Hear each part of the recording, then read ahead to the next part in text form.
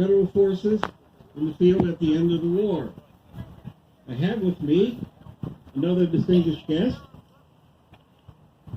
Good afternoon. I am General Robert Edward Lee, Commanding General of the Army of Northern Virginia.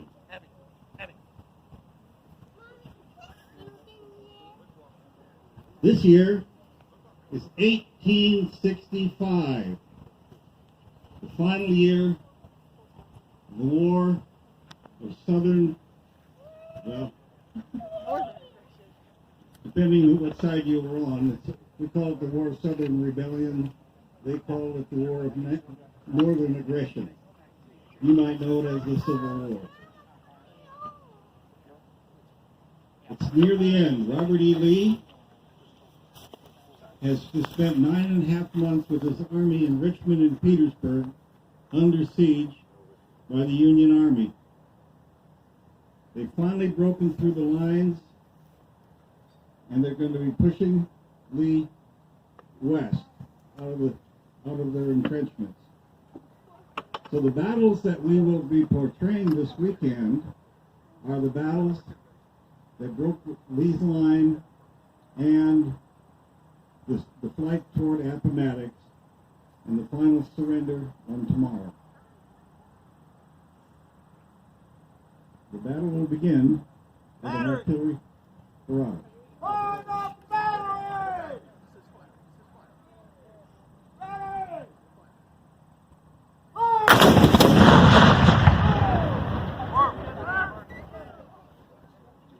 Opening fire with the Confederate artillery. They have a variety of guns. The Union line up the hill has their artillery pieces in waiting to return counter battery fire.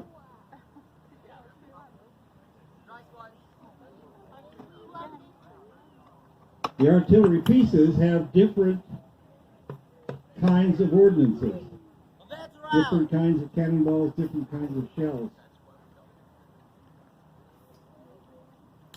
When you want to knock down fortifications or bust up an enemy's artillery pieces, you fire a solid shot, a cannonball. Ready, going!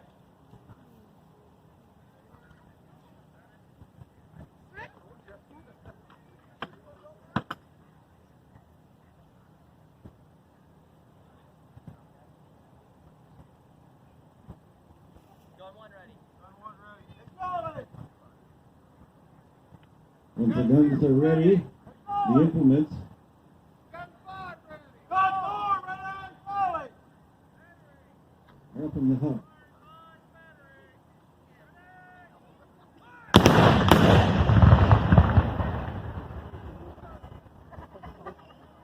The Union replied, "Sounds like they hit a car."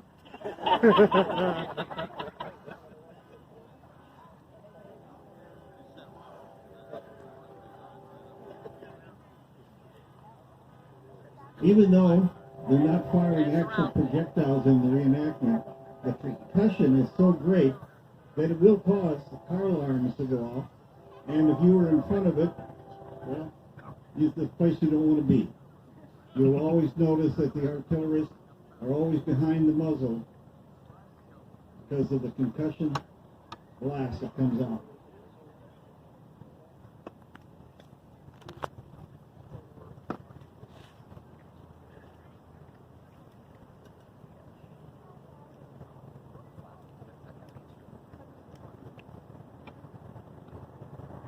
General Lee's Army of Northern Virginia was in the entrenchments at Petersburg and Richmond. General Lee, would you like to comment? Why were you there?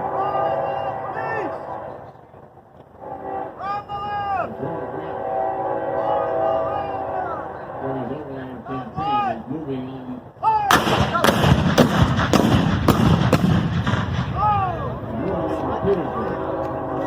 Petersburg is a railroad center that serves Richmond. All of our supplies that come through Petersburg, all of our food and our clothing.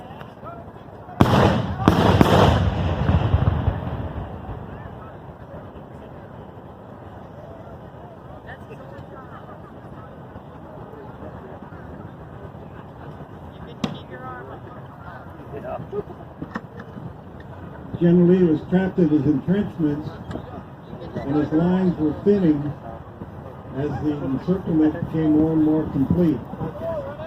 He knew he had to do something.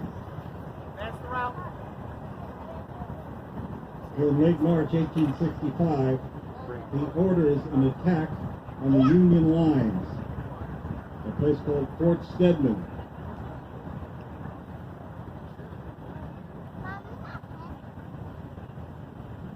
General Gordon led that attack with 12,000 men under his command on the 25th of March. And initially had tremendous success. He took Fort Stedman, he took 2 artillery batteries. But by dawn, he could see the Federals were heavily being reinforced. He sends word back to me that he can no longer hold unless General Longstreet comes up in support. General Longstreet sends word that he could send no one, as he was heavily engaged with his end of the line. And that's when it was determined that we must leave Petersburg and must leave Richmond. And I quickly wired the President that he must leave Richmond, and he must leave it now, for the Army is leaving Petersburg.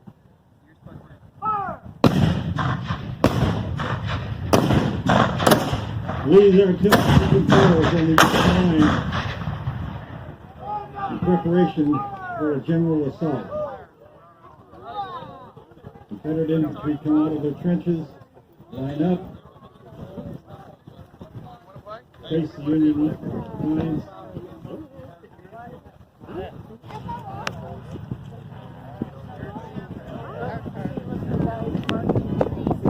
By this time in the war, the Confederate uniforms become less and less uniform. They're in a variety of colors and hats and weapons, but they're still in fighting trim, and they still got high morale.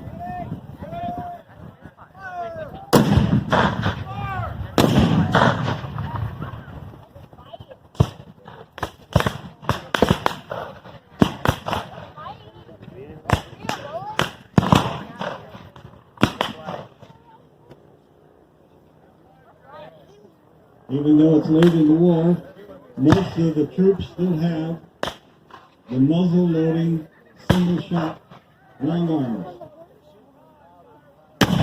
Some of the Union forces, particularly the cavalry, have converted into repeaters, weapons that can fire more than one shot, generally 7 to 13 shots going on the weapon.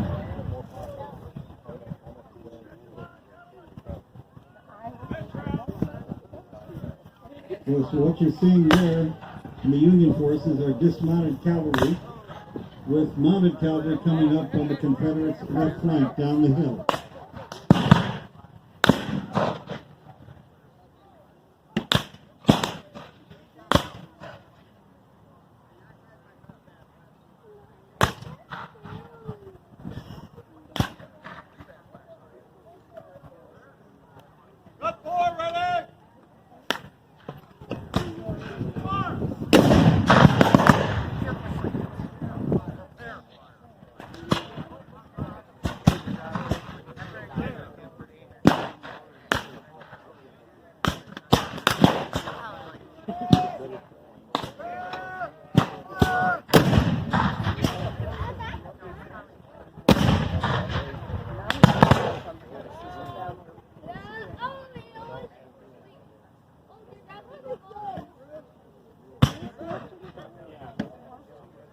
General Lee's army had just suffered a hard winter in Richmond and Petersburg. It was a very, very tough winter.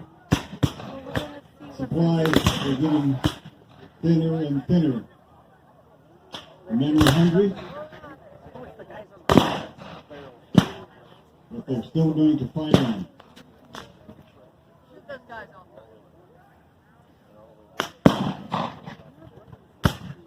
What you're seeing on the Union side, the dismounted cavalry, a skirmish line where they move the rear rank up in front of the front rank, and vice versa when retreating.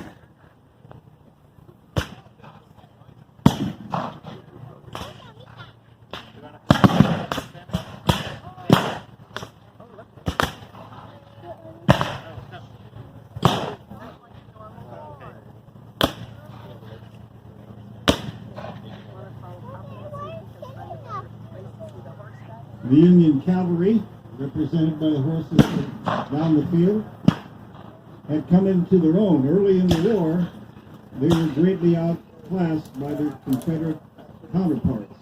As the war went on, they got more and better horses, more and better equipment, and they became experienced.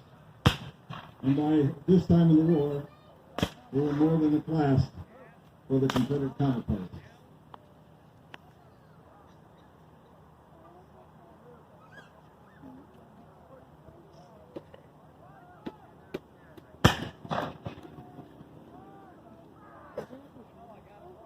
Oh, everything's blank, honey.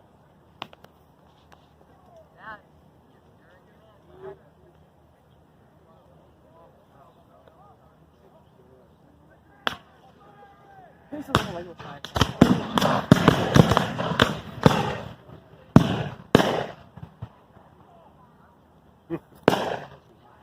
This would be what you call point blank range.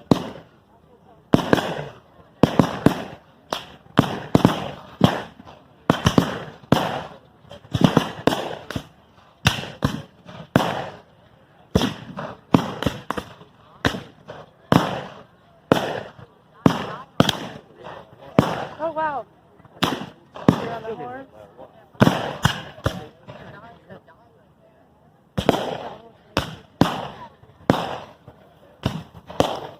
Did you guys get to watch the war?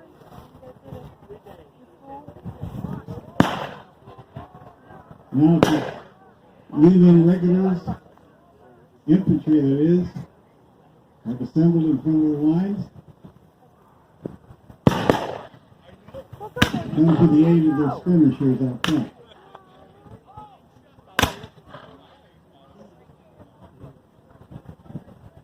For the Union infantry was a volley fire, which means all weapons were fired simultaneously. That had a shock effect on the enemy troops. The downside is the men of our weapons are loaded and are subject to being attacked should the enemy choose to move forward.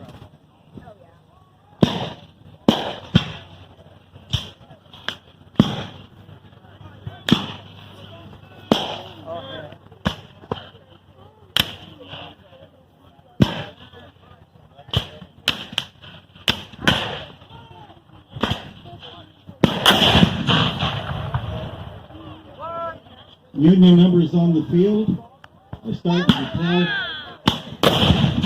Confederates no longer can hold their position in the center.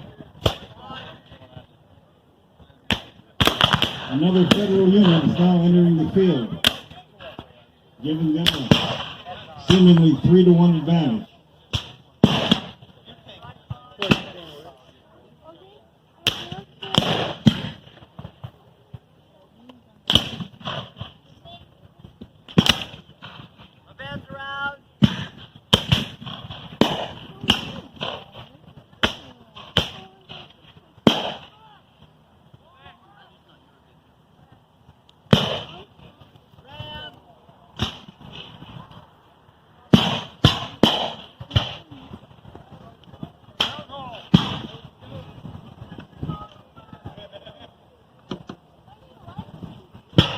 The Confederate Army is picking back their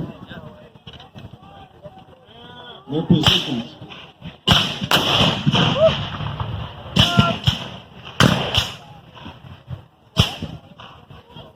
Fortifications, trenches, breastworks were great ways of multiplying the strength of your army.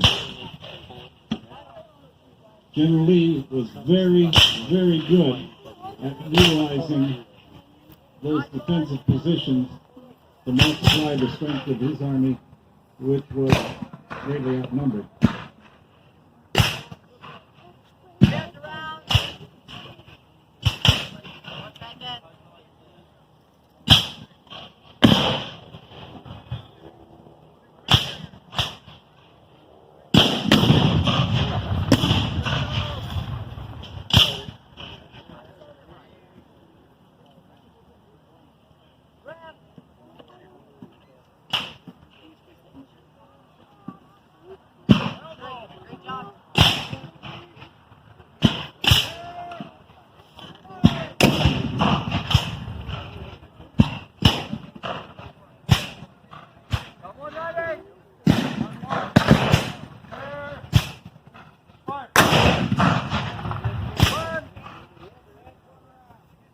The Federal commander, no doubt, is weighing the odds of assaulting a strong fortified position.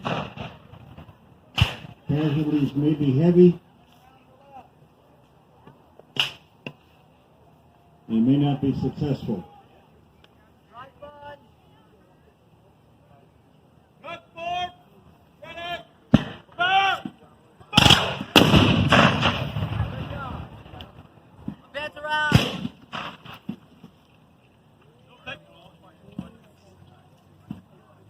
A fourth Union unit is coming out in the field. The odds are now overwhelming, but is it enough to overcome a strong defensive position?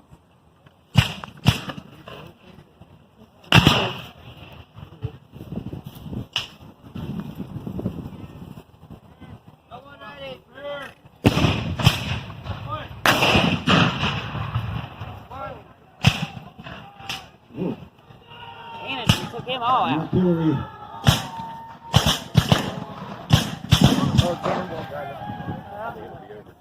They're getting shot at. They're all going down that river creek. Has even the odds. Advance around. Gun 4 ready. Prepare. Fire. Still going.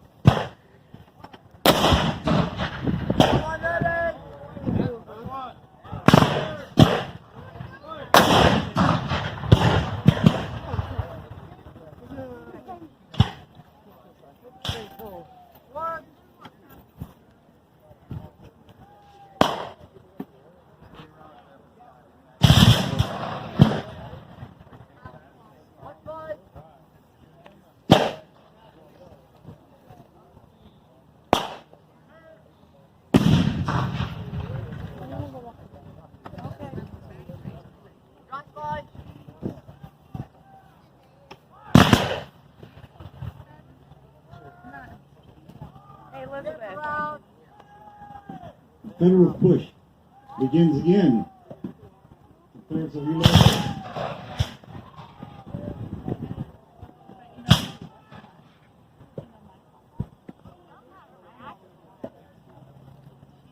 Advancing troops have nothing to defend themselves behind and are mown down.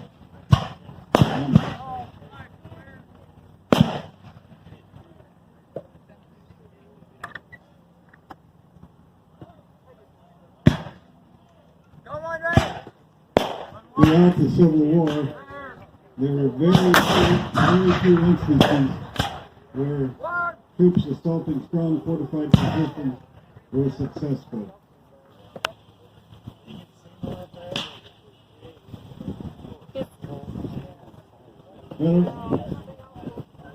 Federal dismounted cavalry are coming up on the Confederates' left flank. Some of you may not be able to see it, but they're pressing them from the other side. Meanwhile, the Federal assault in the center continues.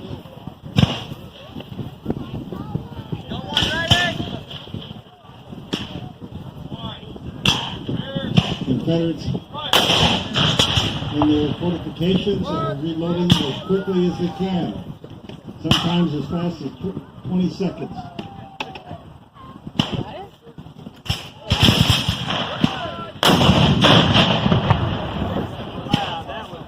That didn't sound like a double load.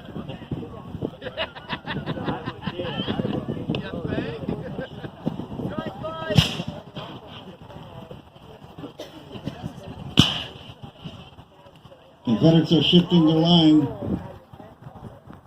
to blunt the attack on the left flank.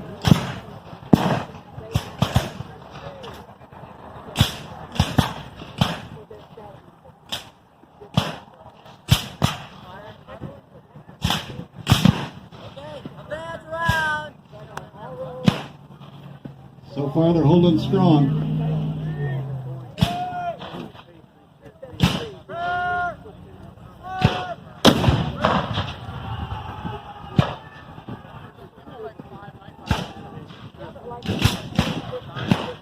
The assault continues.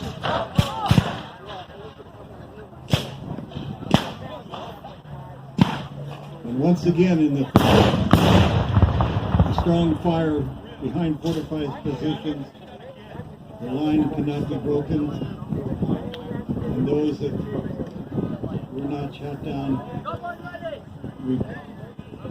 return from the field.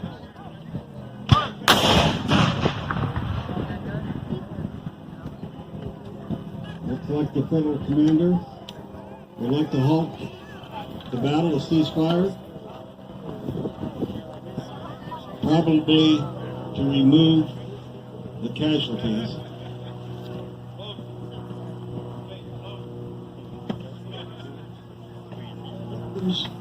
Of the ceasefire.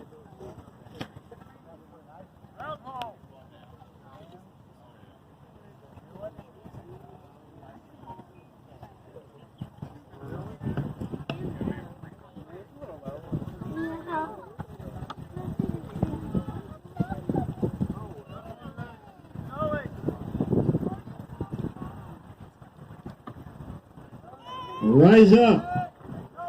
Ladies and gentlemen, give the reenactors a hand for their authentic replication of the Civil War battle fought in 1865. The battle continues this afternoon at 5 for the next portion of this 1865 weekend. Come back and see that. And then tonight, 9 o'clock, there is an artillery night fire. If you haven't seen that, be sure to make an effort to come out and see the guns fire. It's quite the sight.